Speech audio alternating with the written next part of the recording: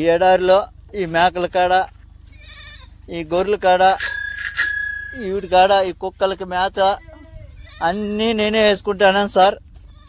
ఒకడు నా భార్య చెప్పిన ఎడారిలో వేసేసినారు. చూడండి, చుట్టూ ఒక చెట్టు లేదు, చేమ లేదు, ఏమీ లేదు. నాకు బతకాలని లేదు సార్, నాకు ఈడు ఉండాలని లేదు. నేను ఎంత చెప్పినా మా భార్య కూడా వినిపించుకోవట్లేదు. ఎవరు చెప్పినా కూడా నా మాట నమ్మడం లేదు. ఆ పావురాలకి, ఈ కుక్కలకి అన్నిటికీ మేత, మంచి చెడ్డ అన్నీ చూడాలి. ఒక్కొక్క రోజు వాళ్ళు వచ్చినారంటే నైట్ 3 అయినా నిద్ర ఉండదు, 4 అయినా నిద్ర ఉండదు సార్. కోళ్ళకి, ఇక్కడ బాతులకి, ఇట్లా కోళ్ళకి అన్నిటికీ మేత చూసుకోవాలి. చెట్లు వచ్చేసి 2 కిలోమీటర్లు ఉన్నాయి సార్. ఆవిడికి నీళ్ళు ఎత్తుకుపోయి పోయాలా, క్యాన్లతో నీళ్లు మోసుకొని పోవాలా. ఈ జనరేటర్లు ఒకటంటే ఒకటి పని చేయడం లేదు. వాళ్ళకి చెప్తే వాళ్ళు కనీసం పట్టించుకోవడం లేదు. మొన్న మోటార్ చెడిపోతే మోటార్ కూడా కనీసము రిపేర్ చేయించుకొస్తానని ఎత్తుకుపోయినాడు. ఇంతవరకు తేలేదు సార్.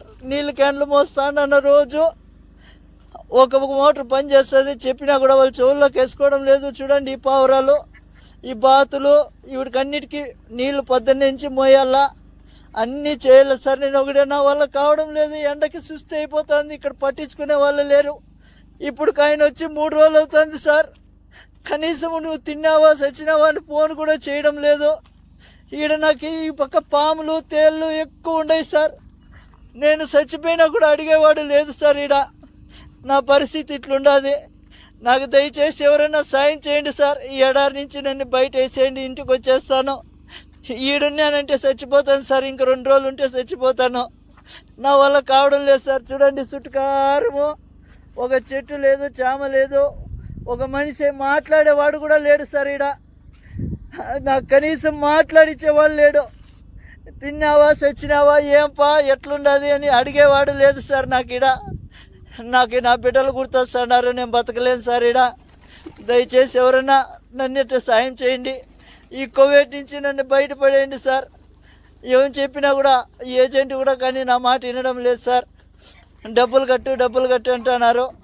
నా కాడ అంత డబ్బులు లేదు. ఏం చేసేది సార్? నేను కూలి చేసుకుంటేనే పని జరుగుతుంది. ఏదో ఇక్కడ నాకు చెప్పిండే పని వచ్చేసి వేరే, ఇక్కడ చేపిస్తుండే పనులు వేరే. ఎవరికి అడిగినా నాకు పట్టించుకోవడం లేదు సార్. నా వల్ల కావడం లేదు. ఎవరైనా దయచేసి నన్ను గడ్డకేయండి సార్. మీ కాళ్ళు పట్టుకుంటాను. లేదంటే ఇంకొక రోజు 2 రోజులు చూసి నేను ఆత్మహత్య చేసుకోవాల్సిందే సార్. నా వల్ల కావడం లేదు. మీకు ఎవరికన్నా కానీ దయ ఉంటే నా పైన కొద్దిగా దయ చూపించండి.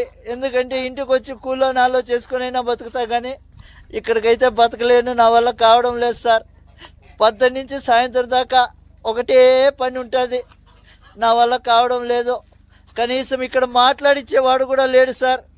నా కర్మ వద్దు. ఇక్కడ నేను ఎంత బాధపడతానంటే అంత బాధపడతాను. మా భార్యకి ఫోన్ చేసి చెప్తే, నాకా డబ్బు లేదబ్బా, నేనేం చేసేది, నేను ఎక్కడి నుంచి తీసుకురావాలి అందంటుంది.